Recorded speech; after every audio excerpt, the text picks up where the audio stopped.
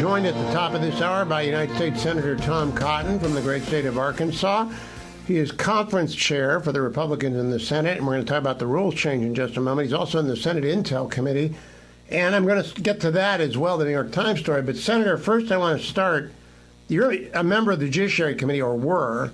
Were you there when either Sarah Merriam, Denny Chin, or Maria Arroyo Khan came before the committee? Because those are the three judges who upheld the absurd $83 million E. Jean Carroll verdict against the president today.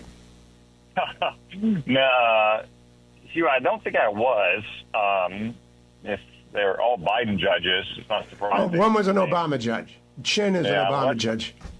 Yeah, I was not in the Senate or not on the Judiciary Committee for that. But it's not surprising that you have left-wing judges that are ruling against the president. I mean, that's what these judges did for 4 years when he was out of office, and especially in the final years, they were working overtime to find any harbor in the storm of Donald Trump's return campaign to the White House.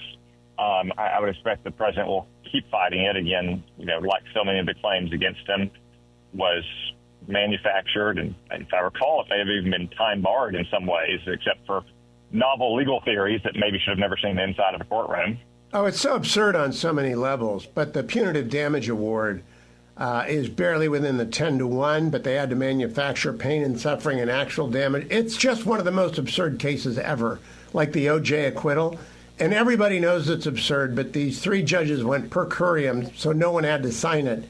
I hope it gets slammed 8-1. That's the most we can hope for, I think, from the Supremes. Second question, Senator. New York Times ran a story about SEAL Team 6. It could be completely fabricated. I don't know. But anyone who helped make it should go to jail. What do you do in a situation like that? Do you prosecute or do you just let it go? Well, Hugh, as you say, it could be completely fabricated. And I don't want to confirm or deny any details in that report.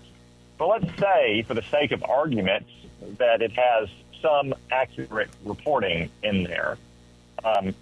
What is the purpose of publishing such highly classified details if they are, in fact, true?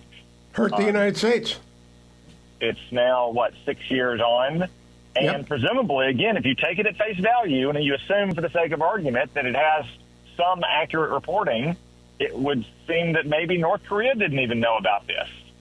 And why would it be published right now? Why would malefactors, if it is in fact accurate in any way, come to the New York Times and publish it now? Could it have something to do, perhaps, with deep state opposition to the president's and our military's highly successful strike on narco-terrorists last week off the coast of Venezuela, trying to, again, generate controversy in the use of the military in a way that they disapprove of? So I would suspect that Secretary Hegseth, Attorney General Bondi, and FBI Director Patel will be investigating the matter thoroughly. If you're in the government and you think you know of wrongdoing, there are ample channels to report such wrongdoing, whether to your general counsel's office or the inspector general or special ombudsman that exist in certain agencies and departments, or to your oversight committee. Senator, let me ask you a question on the law. It's not an authorized outlet. I don't know the law on this. If it's made up, is it illegal to leak a made-up story just because the New York Times publishes it? Hugh, I don't know the law on that either. Again, it's to me that would be a novel question that I'm not familiar with. I could say that I think the New York Times is willing to buy such reporting hook, line, and sinker, even if it is made up in whole or in part, because they think it makes the president look bad, and they probably think that it, again, could impair operations and political support for the highly successful strike on narco-terrorists last week. Yeah, and anything that hurts Trump gets in, regardless. Russia, and then that which helps Trump gets suppressed, like the Hunter Biden computer. Let me turn now to the rules. Leader Thune was on last week, said that the hammer's coming down today and tomorrow. Is it, in fact, in process to change the rules to clear the nominee backlog? Yeah, Hugh, it'll be an ongoing process. It takes a little bit of time to go through the normal procedural steps. and the Democrats are going to slow things up as much as they possibly can. But before we leave town next week, we're going to have confirmed the first large batch of Donald Trump's nominees. What the Democrats have done is unprecedented. Just to give your listeners a sense of scale, for the vast majority of our history, almost all nominees were voted on by voice vote, and usually unanimously. I think with George Bush 41, it was 98%.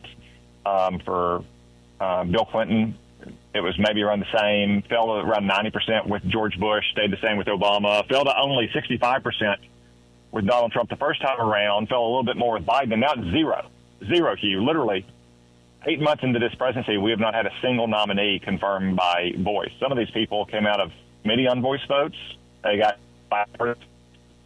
So we're going to put an end to 30 years of Democratic obstructionism. We're going to restore the customs and practices of the Senate going back almost 250 years, and we're going to get these nominees on the job so they can start doing the people's business. So there are 300 lined up and circling over O'Hare, as the saying goes. How many do you think you get done before the Senate breaks again? I'm not sure it's quite 300. Last I heard, it was somewhere in the around 150 or so.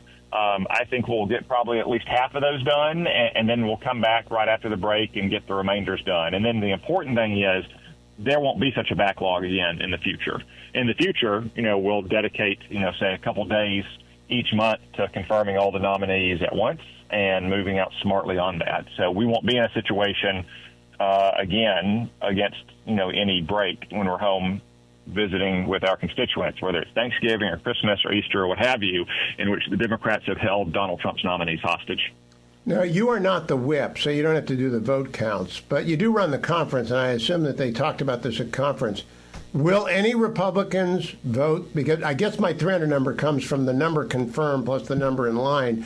Will anyone vote to say this is fine? Because, there are 1,200 positions in the government that need a vote. No, Hugh. I'm not I shouldn't predict absolutely.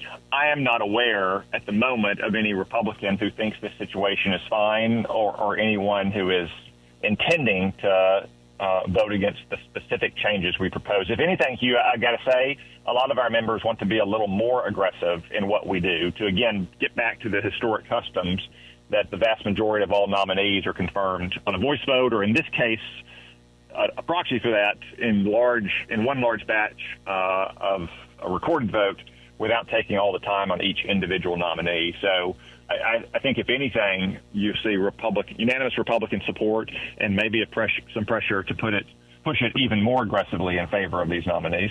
All right, last question, Senator. The General Assembly's coming.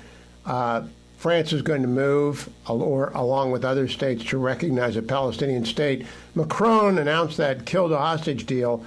Now that there's been another terror attack reminiscent of the first and second Intifada with 6 dead, 6 seriously wounded in Israel this morning, you think Macron will withdraw that? His government's collapsed. I know he did it for domestic political reasons, but do you think he will begin to recognize that foolish words can get people killed? Regrettably, no, Hugh. I think Emmanuel Macron and other center-left leaders in Europe are just as likely to plow ahead even faster in the collapse of his government. He's doing it in part because of, as you say, the domestic political problems he's got that has led to his government collapse, in addition to the fact that, just to be blunt about it, most of these countries in Europe now have many more Muslim voters than they do Jewish voters. And when you combine the left-wing party's reliance on Muslim voters and radical left-wingers of the type we have a few of here in America, then they're not going to be great friends of Israel, either now or in the future, in all likelihood. Now, Senator, last question. You've been around a long time in the House and the Senate, maybe 14 years. I can't quite remember how long. But the Democrats seem to have imploded. They've gone off the rails. You ran against Mark Pryor, who was not crazy. He was a liberal, but he wasn't crazy. Have you concluded the Democratic Party is way off the rails? Well, I think the far left wing definitely has the whip hand. You'll hear from Democrats in the Senate, probably less so in the House, that they don't agree with Bernie Sanders or Alexandria Ocasio-Cortez or Comrade Mamdani up in New York.